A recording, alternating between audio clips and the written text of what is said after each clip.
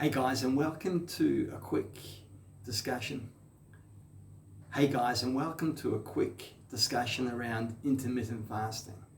Okay, so there's a lot of information out there telling us what we can do, what we can't do when it comes to intermittent fasting. I always remember my introduction to intermittent fasting via my good friend Nathan Williams in Singapore, and he was using Mark Sisson of Mark's Daily Apple as one of his resources, and I often go back and listen to what Mark Sisson is saying about intermittent fasting. Written a number of books, has a great website and blog, and I've learned a lot through Mark.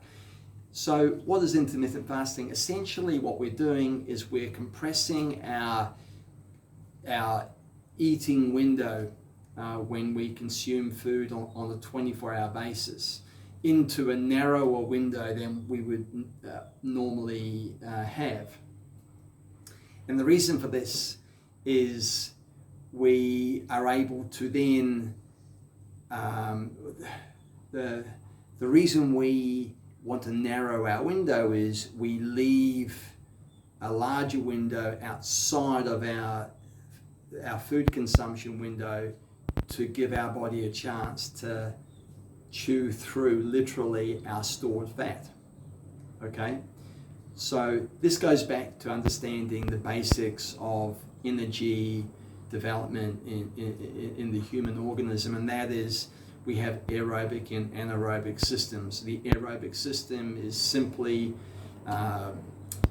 breathing in oxygen, and when it gets to the mitochondria, the power generators within our cells, the mitochondria uses the oxygen, uses some fat, and creates energy and expels carbon dioxide and sweat. Okay, so that's the aerobic energy system at work. So the aerobic energy system will also use carbohydrate. Yeah. So it's not always selective. At very low levels of energy demand, it will prioritize fat utilization. And as we start to exercise, more and more carbohydrate will be contributed to that equation. And ultimately, when we switch into the anaerobic system, it's purely carbohydrate being used in that energy production.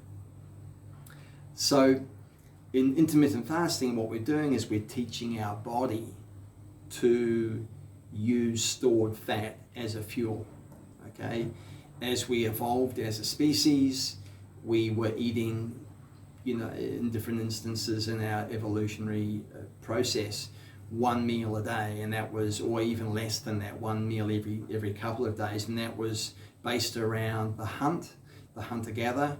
The hunt might not be successful every day, and once the hunt was successful and all of the associated vegetables and fruit and nuts and seeds had been accumulated, there was a feast, and all the food was consumed, stored, and then the next 24 hours, 48 hours, that consumed food and the stored fat from previous hunts and gathers were used in the energy production.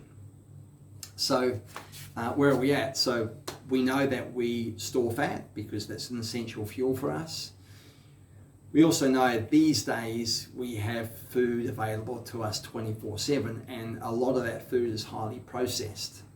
So in doing so, we have predominance of sugar in our diets, and other there are other things that go into food which, because of the lobbying by food manufacturers, they can hide these chemicals and other substances behind numbers.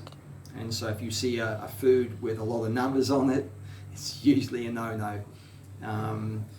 And that's why ideally we're getting a lot of our nutrients from food that doesn't necessarily need labels, like fruit and vegetables, even meats, even though I'm a vegetarian. So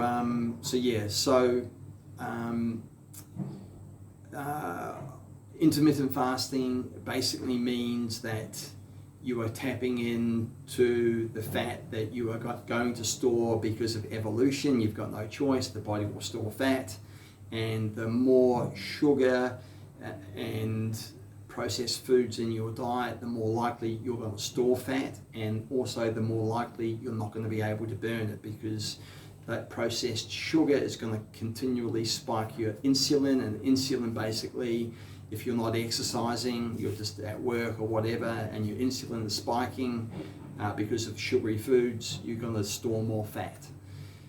So by then compressing our eating window, we're able to, outside of that window, tap into your fat stores and shed fat and become leaner. Okay, so that's intermittent fasting. You can use different protocols. The protocol typically, there's 16-8, which is you're fasting for 16 hours and eating in an 8-hour window. That's, to me, that's too much like a normal way of eating. 18 hours of fasting is, if you haven't done anything like this before, then that is the one that I would tell you to adopt, initially at least. If you really want to get tough, then you do 20-hour fasts with a 4-hour window, and do that for a week or two and see how you feel. Check the scales, see if you're feeling leaner, then that's great. Obviously, in your fasting hours, you need to make sure that you're hydrated enough with water, good quality water, pH 7.2. You can drink a black coffee or two. Black coffee having no calories. Green tea does have some calories, obviously, but green tea is also okay as long as you're not drinking gallons of it. Again, the caffeine factor in both black coffee and green tea is an issue for some people. And and remain hydrated. And then in your eating window, some people find it challenging to eat enough calories, because you do need to eat enough food for you to have energy for the next period of 18 or 20-hour fasts. So you need to ensure that you do eat enough food in the eating window. Okay, so that's my take on intermittent fasting. Any questions, please put them in the comments section below the post. Have a great day.